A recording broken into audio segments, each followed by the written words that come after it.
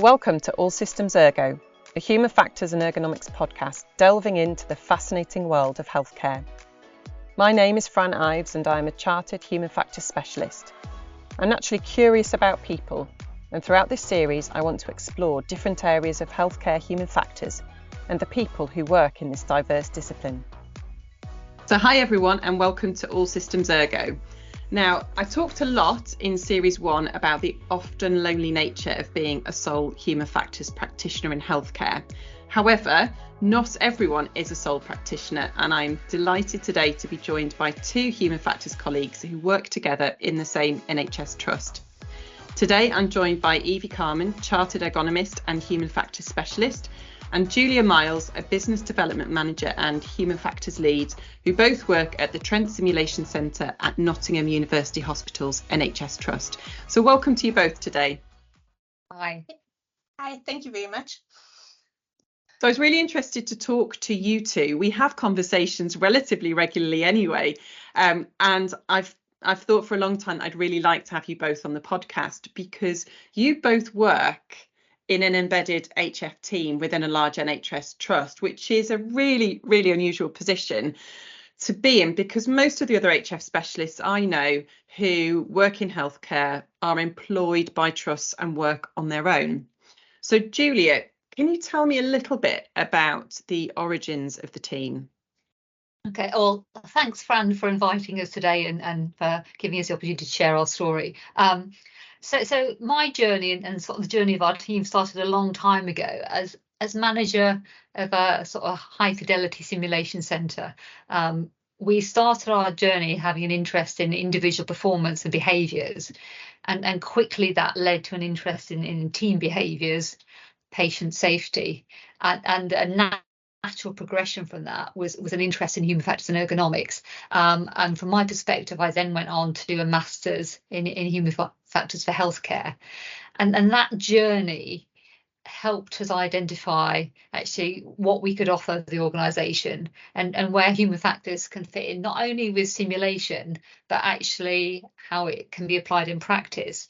And one of the decisions we made early on was to sort of develop what I call an internal consultancy model and really start focusing on applying human factors to real life projects rather than just focusing on maybe the education and training people in human factors, which is very much needed as well. But one of the decisions about that was around if we do apply projects, we can hopefully show the benefit to the organisations of human factors. But that also helped us build some case of need to actually create some posts, of which Evie is a post holder. So it was partly the desire to actually make a difference in projects, but also help create the right environment for us to make the right cases and have the right conversations about growing the team. And it's interesting you talk about growing the team because I think that's probably what a lot of HF specialists would love to do, but we often find it very hard to do that. Finances obviously come into that, but I think even before that, something that you mentioned, Julia, was actually making a case to show how valuable human factors is, which is what you really need to do before you start having those conversations about finance, because if people don't understand the value it can add, it's very difficult to get off the starting blocks. So how do you and how did you show the impact of human factors in order to start that case? I guess I'd say it was quite a long-term process, so it didn't happen overnight. But our director, Bryn Baxendale, and myself did a lot of communication with key stakeholders in the organisation, raising the profile of human factors, explaining what it is, presenting case studies on how it could be applied, and piloting bits of work just to show actually what it could add. And that was, that was a process over a couple of years. And there was an element of luck as well. So there was some opportunities within our QI team, a very receptive manager who was interested in HF. And between us, we were able to decide on a pilot to create a fixed term post initially, which then became permanent to do that. So it's a combination of factors, as you know. It's a little bit of luck, but actually trying to get to the right people in the organisation, and that is really hard to identify. But we do have a very strong clinical champion in Bryn who has access to maybe some conversations I don't, and is able to, for example, have access to the medical director, but also as a senior leaders in the organisation to make that persuasive argument. So I can't say it was easy, but once we got our foot in the door, then you can build on that.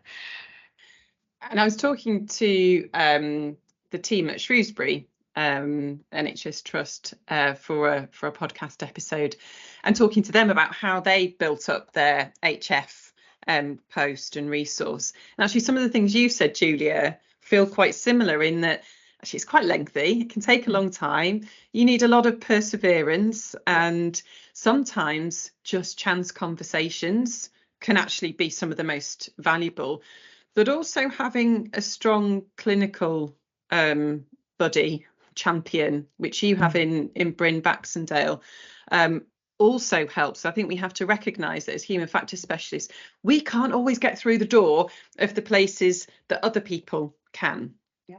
So, Evie, when you came in, what was the level of HF knowledge like, do you think, in the trust? You know, thinking about all the work that Julia and Bryn had done to have those conversations about human factors. When you came in, what did it feel like in terms of, are people quite familiar and comfortable with the terms, or there's still a long way to go?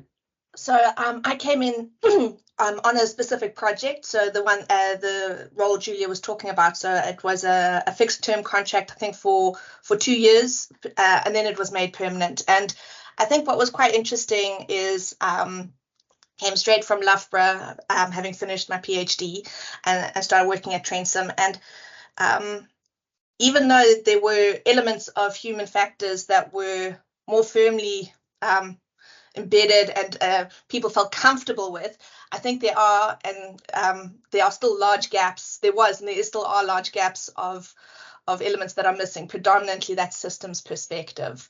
And that happened to be the area that I focused on in my PhD and that I'm quite passionate about. So it was a very good fit. And it also felt like I was bringing something unique and new to the team. And I have no previous experience with simulation and all of that. So it's one of those, I've got an opportunity, have the opportunity now to grow and develop those sides of HF skills, which is really, really beneficial for me. But I think, as always, we have that conversation about what HF really is, and we're still having those conversations. And several people have often mentioned to me, it's about finding out where people are starting from and going on the journey with them. That's important. And we've had quite a lot of success, I think, with that, with the different projects. And, you know, you start off with what people think human factors is, and then they get introduced to our team and we start working together. And we have the opportunity to sort of just broaden the lens and show them what it actually is and what we can actually offer, which is often so much more than what they think they're coming to us for. And I think sometimes, if I think about human factors training and training that I've done with people, some of the most effective training has not been stood in front of a classroom of people. It's been working alongside people on projects and actually showing them the practical application of human factors in relation to something that's important or relevant to them, perhaps a challenge in the department that they're aware of, or even if it's not their own department, but one that they're sort of on the periphery of. And I think that can really almost be more valuable because you're putting it into context. Yes. Do you feel that there's still more to do and that this education is going to be ever continuing? Or do you feel that you'll get to a point where human factors is something that sort of trips off people's tongue and they understand what it is, they come to you at the right time? Or do you think with the sort of, you know, the very nature of large NHS trusts, the turnover of staff means that you're constantly going to need to do those education sessions, have those conversations? So I think a bit of yes to both of your answers. So first of all, I think as a science, it's always developing. So I think as a good scientist and researcher, you always realize there's always more to learn and understand how theories and models develop. Sort of resilience is on the rise. How do we start implementing resilience to develop organizational resilience? So that's still all being currently developed. But I do hope, and I think some projects we're starting to see it, we get invited at the right time. Because often we get invited, yes. it's not the wrong time, but we get invited late to the party. So it would always be great to be considered earlier. And we are slowly starting to see elements of that. So I think we are making progress on that. But I do think that we do need to develop more education for human factors in healthcare and show what it truly can do. And I think, just to add to what Evie said, I think there are pockets in the organisation which are much further ahead than others. So, for example, we've done some big work around procurement of beds, and actually now we are being asked into other big procurement projects. So there are areas that can move more rapidly than others in the organisation. And I think one of the challenges we have as human factors specialists is clearly we want to raise the profile of human factors and actually champion that, and it to be as important as QI and other change things. But if we put our human factors hat on, from the people on the ground, they don't really mind what tools or methodologies they're using. They have a problem, we're there to help solve it. And I think sometimes we can get a bit caught up in wanting to make sure we've got all the terminology right, whereas actually, you know, when that nurse comes to you and got a problem, they don't really mind what the model's called, but they need some help in changing that. And I think sometimes that a looser application of human factors helps, providing a new lens and thinking, but it doesn't have to be wrapped up too much in jargon and terminology. I absolutely agree. And actually, sometimes that terminology and jargon can feel a bit off-putting to some people. And actually, if you talk to them about what you want to do, which is helping staff, helping patients, and whatever specific problem they're talking about, I think you're right, Julia. They don't necessarily want to know or need to know, well, this is human factors. That's probably more quality improvement. They just want to work with somebody who understands the issues, understands their systems, and has an idea of how they can actually help. Yeah. And I think that's the other challenge with human factors is that final bit of that thing is the change piece.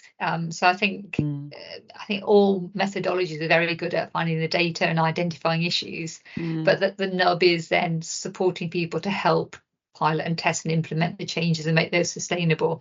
And I think that's a challenge not just for human factors, but for QI, for OD, and the organisation. And I think that's, you know, looking forward, that's one of our challenges, I think, as a team going forward. How do you actually get the organisation to support those changes you've identified, and how they're going to be sustained? So what's your current focus as a team? I think we've got two focuses. So and Evie will talk a little bit more in a minute. I mean, Evie is our sort of systems expert, and we've tended to get involved in projects that tend to be sort of medium longer term, so in-depth pieces of work. At the same time, we've got a number of smaller projects that they're still relatively sort of medium term, but are focused on specific areas. So, for example, some safety risks in theatres around trays, for example, we've been asked to look at. And there's also, I guess, an element of our work is just providing high-level human factors advice rather than hands-on, full-on project, in-depth consultancy. And I guess both of us talk quite a bit to people about actually what human factors approach would bring to their project, what this could look like, what they might need to provide if you wanted our input. So it's quite varied, but I think we tend to have a couple of mega big projects, a few smaller ones, and then a general anything you can tell us about human factors. But Evie, you'll have some thoughts on that. Yes, so I think it's quite nice, sort of that description, sorry, but it's what makes the role so enjoyable in the Train Sim team is sort of that variety of projects. And since I've started, the types of projects I've been working on have sort of evolved. So initially it was in-depth work, looking at cancer MDTs, then the bed procurement project and the out of hours service. But more recently, we've started advising on different types of projects. We advised on a PPE project, and that was also quite fulfilling from my perspective, because it's about actually how can I prepare that team to do that piece of work, which is very different to how do I do the work myself, because getting the resources to a point where we can share and, you know, transfer that knowledge is very different than applying it yourself. So that was quite enjoyable. And I think that's also what makes our centre quite unique, is we've got this great opportunity to explore these different working styles. So, you know, advising on this PPE project, it was also longer term. It started, I think, October last year and has just wrapped up. But then for our larger pieces of work, we've got now human factors fellows. So one of our projects is the out of hours project, which is now on a second year running, and that's really great because we've been able to expand our team, and we have 2 critical care fellows that work part-time supporting our project and doing the human factors element. And there, once again, we need to transfer skills, relevant theories and models so that they feel that they've got the tools to support the project. But it's also nice because it expands our team. It gives us a multidisciplinary team when it comes to the analysis, and we do quite a lot of qualitative analysis, is having that extra lens, talking and discussing the themes. How do we group them? How do we pull all the data together in the most meaningful way for that service? So you mentioned there the human factors fellows, so I'm yes. quite interested in exploring that a bit further. How much human factors knowledge do they come to the table with, or are they starting really from scratch? So we've had it 2 years in a row now, and they do start fresh. I mean, because of the term human factors, everyone sort of feels like they might know what it is. Generally, the human is what we get a lot. But what has been really helpful, we make use of the CIHF Level 1 Patient Safety course. That's sort of the very first step. Before they meet with us, they go into that intro course. And then we do more in-depth training days, like we have a SEEPS day. How to apply SEEPS, where it's come from, what's the point, and then different analysis methods. And I think for them, what we hope they get out of it is that by the end of the year, they have a much better understanding of what human factors is, not only from the brief introductory courses, but for working on a year of the project, we hope to give them that lens of looking at problems from a systems perspective, which is new. And you notice it in the discussions when you first start talking about interviews and themes. What questions should we ask? I've noticed you can just sort of see the way they're thinking changes over the year. Wow. Which is really great. And we've had a lot of positive feedback where people have sort of said, well, you know, taking this forward, I'm going to start looking at my own work system and my own, you know, problems in the workspace from that systems perspective. So they obviously learn a huge amount from you, but I'm guessing there's also some learning that you can have from them. You know, what are the sorts of things that has maybe changed in your practice or your thinking or additional knowledge that you now have from working with these fellows? So I think there's two main elements. One is sort of that clinical lens, because I'm purely non-clinical by background. I mean, I've been into a hospital as a patient, but that's about it. But it's sort of being able to have clinical staff to talk about elements that, you know, it's a clinical environment that we're exploring. It's important to be able to unpick that in detail. And there's also quite a lot of sort of technical jargon comes up in the interviews, abbreviations. So there's that whole medical side. But I think there's also the translation of human factors side. I was lucky enough to do an undergraduate, an honours degree, a master's, all in human factors. So I've had access to a lot of teaching on human factors and a lot of time to cover that material. But then how do you boil all of that down so that people can pick up the tools and run with them and understand the concepts comfortably enough to do work in that area? And I think that is something they've taught me a lot, and I'm still learning, because I think a big part, often what we come across is, how do we translate human factors into the right kind of language so that the people that read the report understand what we're talking about, so that we can teach other people to pick up the tools and have a look at their own work systems. And I think that builds on what we said earlier, isn't it? And I guess that human factors lens of understanding what people need and trying to meet their needs in the way they want it, not in the way we think they should have it, really. And I think every year we learn in terms of actually how to sort of pitch the human factors education and knowledge in a way that actually clinicians might want it in the context of their work, rather than actually how we would want it as a human factor specialist in a non-clinical one step removed role. And I think that's really helpful, because I think we understand that clinicians don't have the time to set aside to apply human factors. They have to integrate it into everyday work.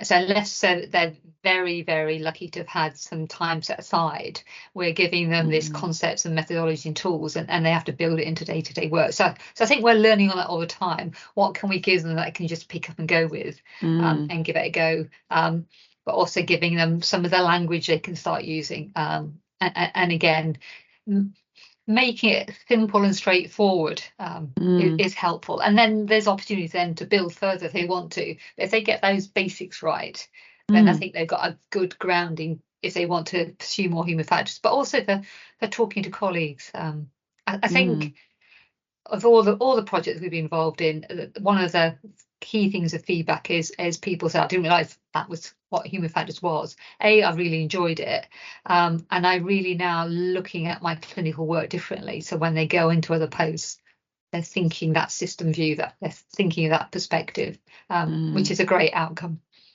It is, and it'd be really lovely as time goes on and these people become more embedded in their clinical areas to understand which elements of human factors have they taken forward. And I suppose the ideal is that initially they wouldn't be able to say, because it's just the way that they think and it's just part of the way they approach anything that they're doing from that systems perspective. And some people naturally think in that way already without actually knowing that it's systems human factors approach. But I think that's a really great way of people being able to go back to their clinical area and start applying some HF and then for their colleagues to sort of see, oh, okay, so that person has looked at something in a slightly different way, and look what we've been able to do. And I also really took your point, Evie, about working with somebody from a clinical perspective and what that brings, because I'm also not from a clinical background. I also did an undergrad in ergonomics and very quickly had to learn when I came into healthcare what a ward looked like, how it's functioned, what were the different people, their roles, their responsibilities, how did they contribute to this really complex system. And one of the probably most favourite projects that I worked on when I was at University Hospitals Birmingham was with another member of staff who was a nurse and had an ED background. And actually one of the joys of that piece of work was being able to, I suppose, get knowledge from her. Well, what's that person doing, and why are they doing it that way, and what does this mean, while standing in an ED department. And the very nature of an ED department is that it's really busy. Everyone's absolutely rushed off their feet. And although we spend a lot of time in departments observing, we don't always feel like we can just say, excuse me, can you just explain this? Or what was that person doing? But actually working alongside doing those observations with a clinical member of staff meant that I could ask those questions and glean so much from her, which added a huge amount of value, I think, to the project. And I think having worked on my own for so long, the joy of working with someone else and just seeing what that collaboration produced was brilliant for me.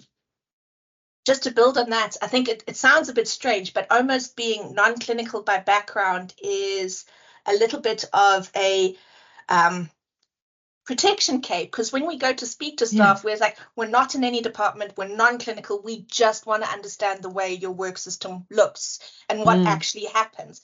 And by not having that clinical background, it's almost like it's a clean slate. And I think that often gives people the opportunity to open up and feel a bit more comfortable speaking to us about their work system. Yeah, absolutely. I agree. I also often say to people, it gives me permission to ask the what could be seen as dumb questions. Yes. Why do you do? Oh, explain that to me. That looks interesting. Talk to me a little bit more about how you've been doing that.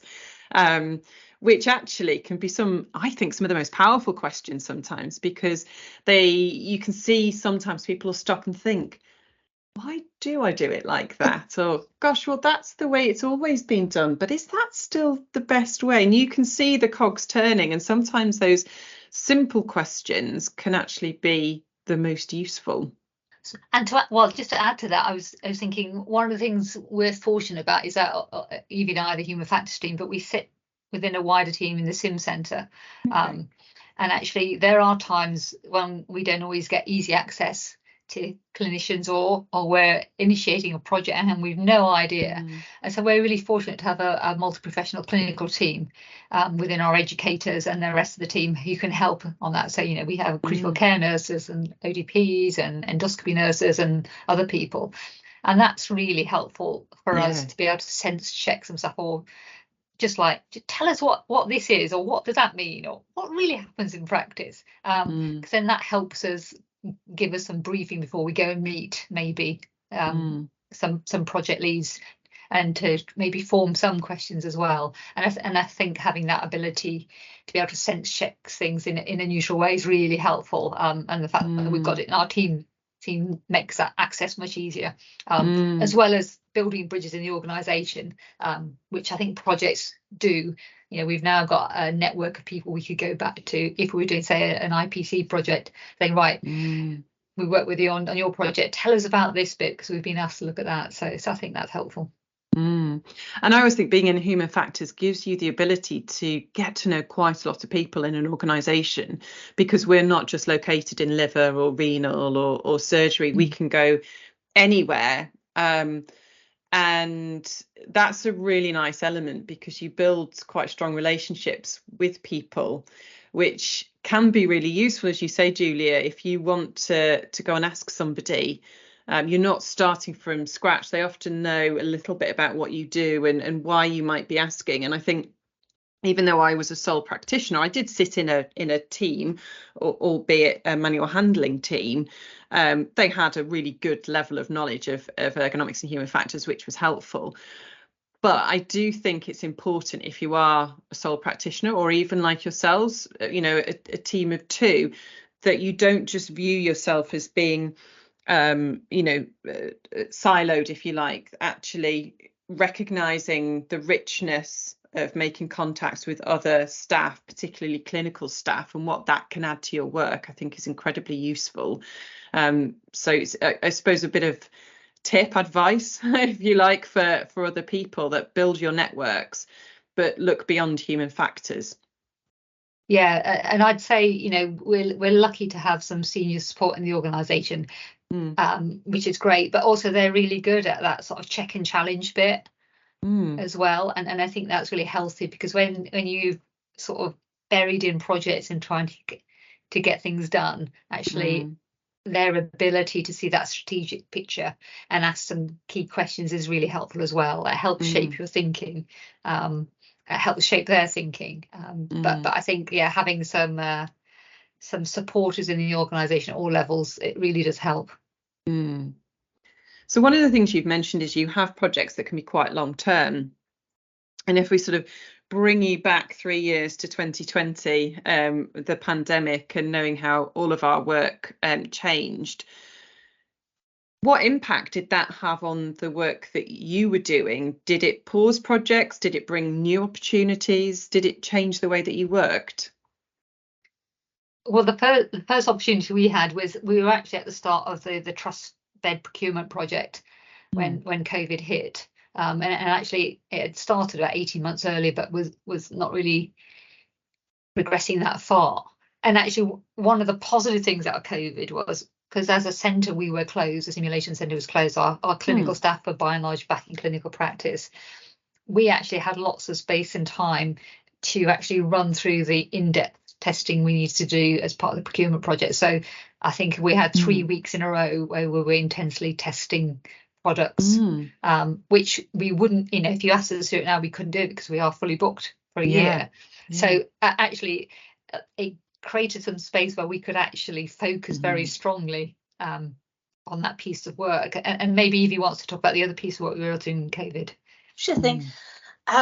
We had I think a lot of human factors practitioners felt, because with the change of the work system due to COVID, you sort of feel like this is our area, how can I help? And we actually, at the same time, another colleague in the Trend Simulation and Clinical Skills Centre team came to me, and Laura, and she's a physiotherapist by background. She was like, no, the therapy team wants to look at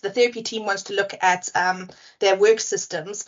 And I had a similar idea about how do we capture the change in work systems with COVID. So we actually brought both ideas together and presented it to the therapies team and ran a project where we did online focus groups, just to try capture the feeling of staff and the changes that happened after I think it was potentially the second wave. So we did data capturing June or July 2020.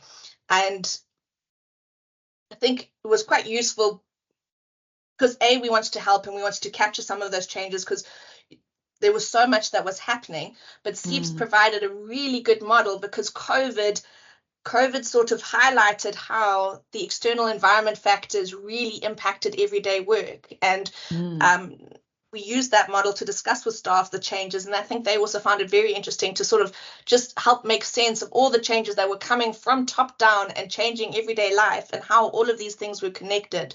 And we started to explore some staff wellbeing elements initially there, and we've carried on the work in a different area now. But I think it provided an opportunity to sort of do something that was slightly different, but still make use of HF tools, because I think a lot of ingenuity came out of COVID. A lot of things changed and people worked and things did work better. And there is always the fear that one loses that as soon as one bounces back to previous patterns. So it was a great opportunity to sort of try and help and capture some of those changes. And understand presumably which were the changes that were really beneficial and could be beneficial longer term, and which were the changes that were perhaps required for that period of time, but actually weren't changes that would be beneficial longer term. Yes, and I think the project also sort of highlighted that need to translate human factors into practical recommendations, how important that step is, because especially when you go from one high pressure situation to the next, you don't have time to read a report, extract the key elements, and then translate that into what that means for your service. Actually, what as an HF team we need to do is we probably need to sit down with the service team and be like, well, how can we boil this down into key practical recommendations for system change or for future pandemics? It's so that translation of, once we know what the work system is doing, what has worked well, how do we translate that into potential interventions or potential change for the system?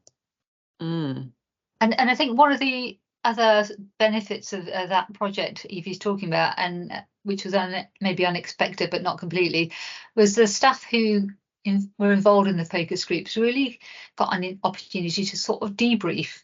They'd been through a horrendous few months, and actually for them to have the opportunity to talk about their experiences in a safe space without any judgment, I think was really beneficial for many of them, that they'd not had the opportunity to necessarily reflect on what they'd been through or what that meant. And I think that was one of the positive outcomes for some staff, that actually they found that quite supportive of their well-being to have that chance to debrief, to think about things, even if they were then going back into that same situation.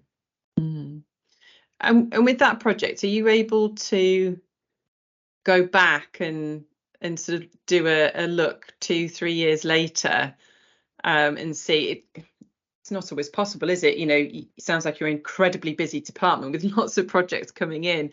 But do you ever get the opportunity to go back and have a look and see what's happening a few years down the line? So for that project, we haven't had the opportunity. I would love to go back, but as you already mentioned, we do have lots of projects that come in, so our workload is quite high.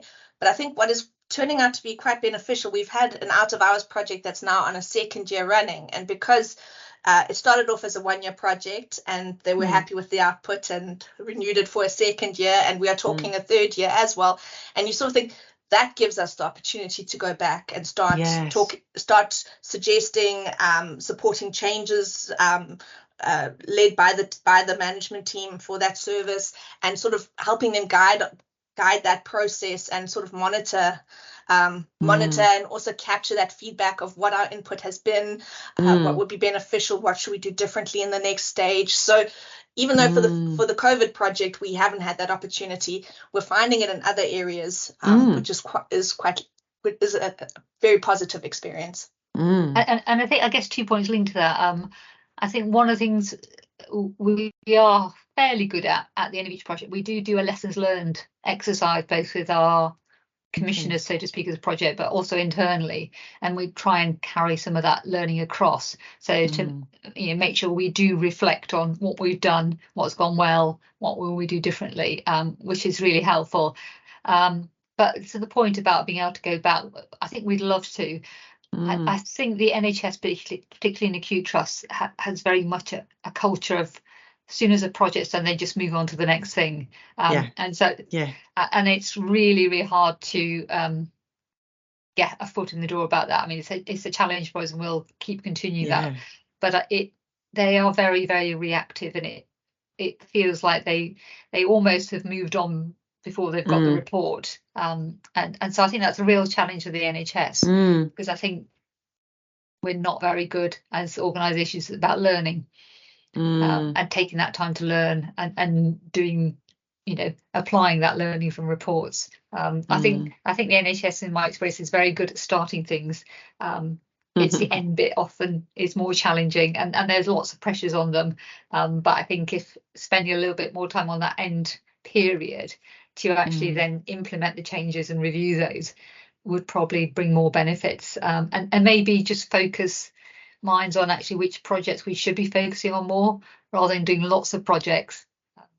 Maybe that's a personal view, but I think that would probably be more beneficial for organisations.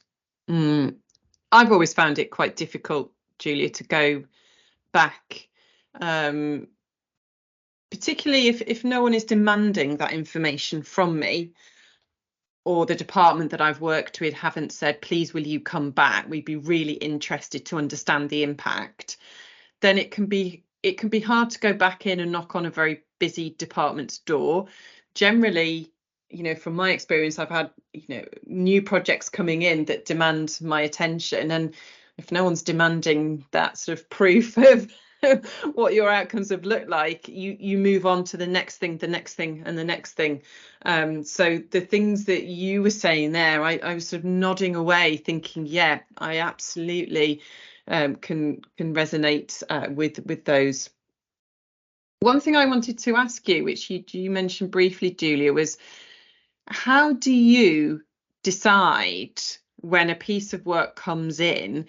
Firstly, whether, I suppose, it's relevant to you, whether you're going to pick it up and run with it, but also how much level of support you give as well, because certainly what I find with my work is that, things come in and some you can look at and think, well, actually what they need here is perhaps a little bit of a conversation, some signposting, and maybe a check-in again in a few weeks or months' time.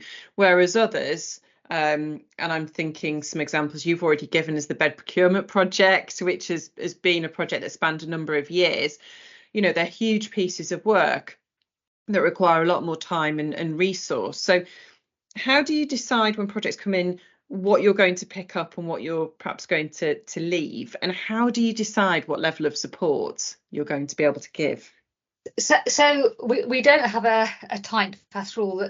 So projects come to us via various routes, and I guess partly which projects we accept depends on who's asking. So if there is a drive in the organisation that they really need help on this area, it's it's a safety priority or whatever, then that may then get to the top of our list. I think we also look at the skills of our team and see actually what we could offer and where we can add value to a project. I think there's an element of us wanting to do everything, which we can't. That's also me, Julia. Yeah.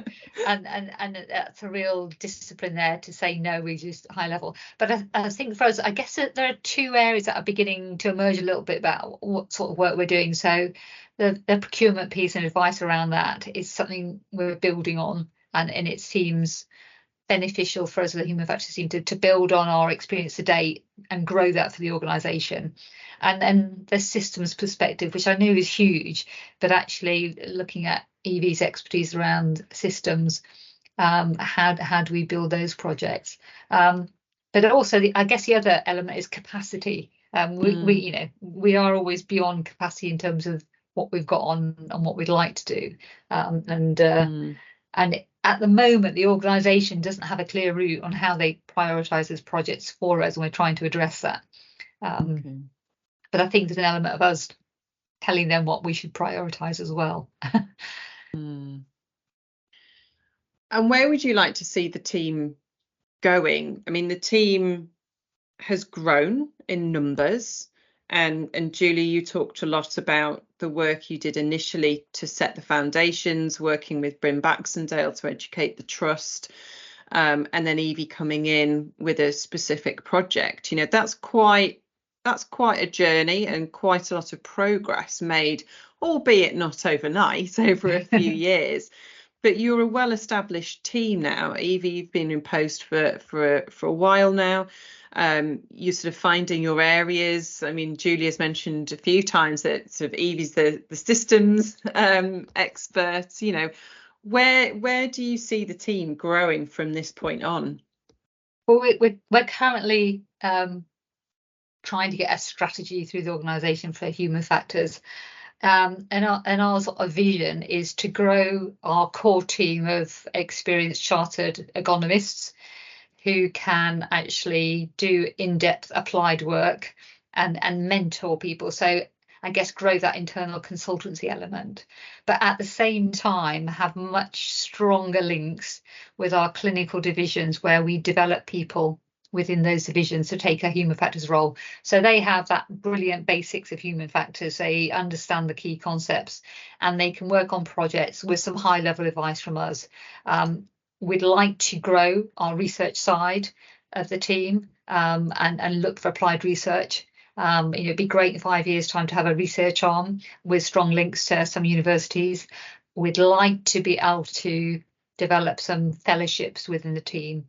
Because I think one of the ideas, certainly from my perspective, is that there aren't many human factors practitioners around, and not many who want to come into healthcare. And it is a huge step coming into healthcare. So actually, how can we grow our own human factors specialists? And I'd like to see some pathways developing for that.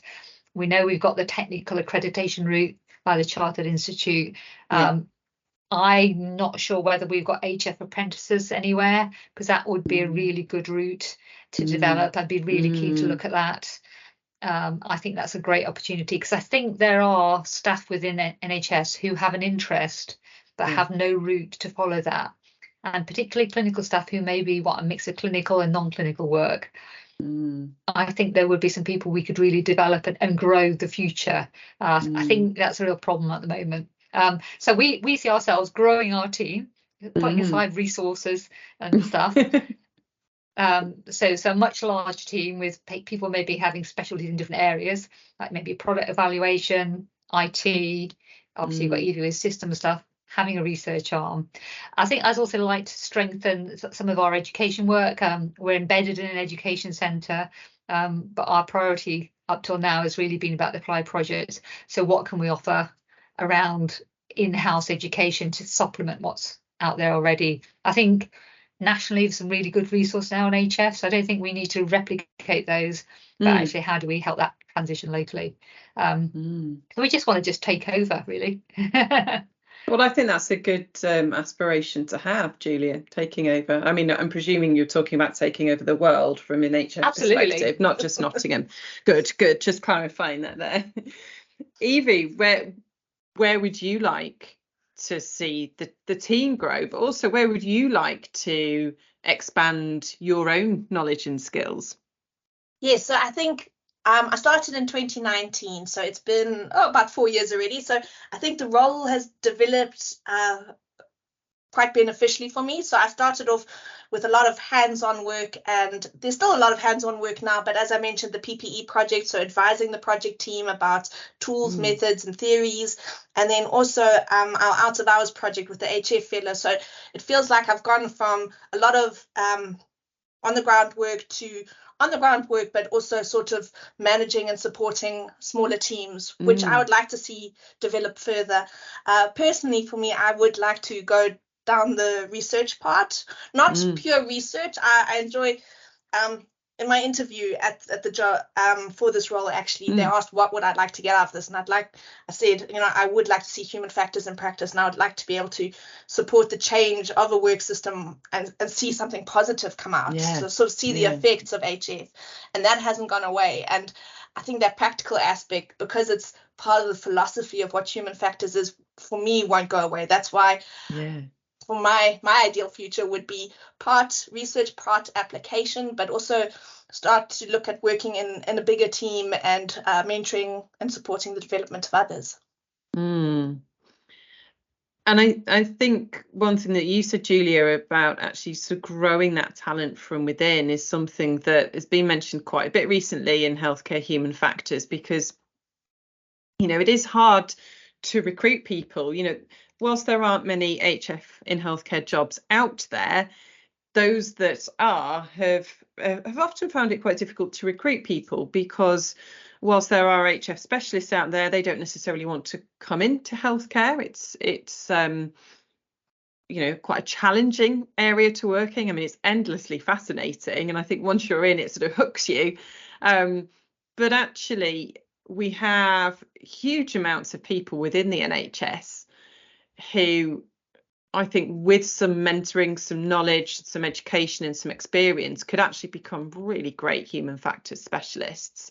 And actually finding those people and giving them that pathway to get to that point with some really good quality mentorship, I think that's incredibly important, could really be a fascinating route for some people to change direction. I've certainly come across loads of people in my time within an NHS trust who've done some really great improvement and change work, and some of the ways of their thinking have been very much systems focused, but they've never heard of human factors. And I've often thought, when talking to these people, that actually with some guidance and some education and being able to use some frameworks and some tools, they could actually do a lot of really great work, but have that clinical perspective as well. And I think certainly in our centre, some of our educators are 50-50 clinical and educators, and that model works for a number of people who want to develop an aspect of their practice, but actually don't want to leave clinical work. And I think that's one of the things that sort of human factors pathway could help support. That actually we're not asking people to step away from their clinical work. They spent years training, they love that clinical side, but they want to do more. How can we develop roles that offers both sides of the coin? Because I think from a human factors perspective, you get the benefit then of clinicians embedded in practice, who understand what's going on, can apply their learning in practice, but actually have a route to grow. And I think that would be really good to see, as well as having people who are 100% human factors. But I think that combination of being able to support people to maintain their clinical registration and work is important as well. And I think that opens a pool of people up. Yeah, I think you're right. And I think it's probably something that hasn't been fully explored in healthcare. It feels like the posts that I'm aware of certainly have been 100% HF focused. And actually, are we missing out on people because they want to have that dual element? They want to keep their clinical registration, but they also want to do human factors. And those people may look at some of the posts and think, well, actually, I'd have to make a choice, give up one, and I don't want to do that. So I think that's probably something that should be explored further. I think that's a great idea. So Evie, what's something that you or your team has recently achieved that you're really proud of? Putting you on the spot there. A little bit. I feel like the year's gone so quickly. I'm not quite sure what happened to this year. I think one thing I'm quite proud of the team is we got best conference paper last year at the Ergonomics and Human Factors conference for our out of hours paper. And I think that was quite exciting. That reported the results of the first year of our project, and it was very exciting. It was an exciting project with lots of sort of unique and wonderful elements. Project the clinical lead for the project was very supportive, and it was, I think, he wasn't fully sure what he was getting with HF, but he trusted us enough to deliver something, and he was more than happy with what he got, because the project's been extended and we're doing a second phase. So I think the award sort of summarized it, but I felt proud of the piece of work before we even got the best conference paper award, because I think we used a large variety of data sources, and it was that good meld of academic rigor versus practical requirements. We looked at Datex data's interviews, we looked at surveys they'd done, there were some observation sessions, and we collaborated with the different work streams, so quality improvement, and it was just really a great project, a great opportunity, and I think we really used it to the maximum, which I think is also a good thing for our team. Oh, that's brilliant to hear, and congratulations on the paper. I suppose that's the icing on the cake, really, isn't it? Yes. You know, you said actually we're really proud of that piece of work anyway, but to get that best paper award, I guess just is that final thing, and really good to show the rest of the trust that actually this is human factors work that's really valued outside of the organisation, and we're kind of flying the flag here, really.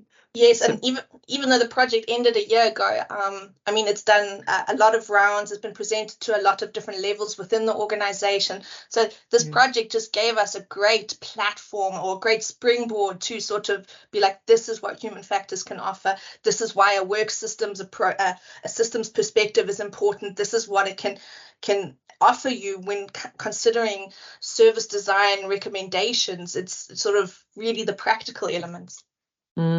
Fantastic. Julie, have you got anything? That's a really nice example from Evie. I've got to ask you, you know. Well, I mean, maybe slightly less tangible. I think with all sort of change processes, and, you know, I said at the beginning, it's been a long journey, and it'll probably still be a long journey. But there is a point where you feel that you're not constantly having to sort of push, and that things are coming to you. And I think some of the marks of success for us is that people now come to us to ask us about human factors projects, which seems a small thing, but is a big thing in our organisation, because that means they've heard about what we're doing, they have a positive perspective of what we're doing, and actually want that for their team. And, you know, and that's been at all levels, from, you know, deputy medical directors to department heads to clinical directors to, you know, all sorts of people. So I think for me that is a success. It sometimes feels, I think for everyone in human factors, that you're very lone voices in these very massive complex organizations, but the fact that actually you don't have to constantly be picking up the phone trying to sell yourself is a mark of success. So I think I'd say that actually we're beginning to make our mark. I think that's brilliant, and I always felt that if a department came back to me a second time, then I'd obviously done something right the first time. The fact that they actively sought out some more advice, some additional advice, and I know that does seem quite a small thing, but actually for me that was a huge thing. So, you know, what you've talked about, Julia, is there's no small feat, really. And you know, I think you've mentioned a few times the bed procurement project, you know, and what that's led to, you know, and getting involved in projects earlier than you perhaps had been. You know, little things like that actually show to me that people are really understanding human factors, understanding the value, in order to know when to call you and what to ask you when they make that call. So just to finish then, really, I've got some really great pieces of advice from other guests that they can share with other people. And, you know, one of the things that we've talked about is how it can be quite difficult to attract human factors specialists into healthcare. And that might be for a number of reasons. It could be that it's very daunting. It could be that you're working on your own. It could be that, you know, gosh, the thought of working in healthcare with no healthcare experience is incredibly daunting. if there was somebody who was thinking about coming into healthcare as a human factors specialist and they were new to healthcare, what sort of advice, Evie, would you give them? You know, are there any things that words of wisdom that could help them? Any things that perhaps you wished you'd known before you stepped into healthcare, or any advice on the sorts of people they might want to make contact with, or the sorts of projects that they might want to be involved in? So this is going to sound a bit strange, but I think this how do we connect is actually at the moment an international topic, especially for human factors practitioners in healthcare.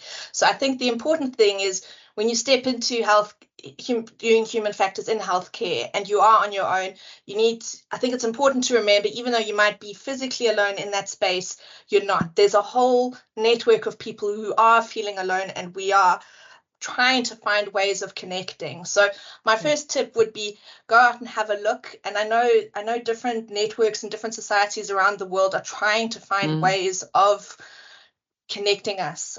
So that would be my first tip. My second tip would be, it may seem very daunting and seem like a very complex system, but don't let those elements deter you, because the plus sides are just so great. I think the sort of going in and working in human factors, you're changing a complex system, or you're supporting a complex system that everyone is familiar with, that everyone at some point in their life needs. And out of all the different domains, humans will always remain a center for healthcare because we're the ones that need treatment. So I think that person element is so important. And I think what we ask of healthcare staff is so much more than just work. There's that emotional element. And this is where I think human factors really can offer some help and some benefits. And what little things can we do just to make their day easier? And I think that's such a worthy cause to work towards, the challenges and the intimidating nature of the system, it makes worth overcoming those barriers. Brilliant. Thanks, Evie. Julia, have you got any words of wisdom?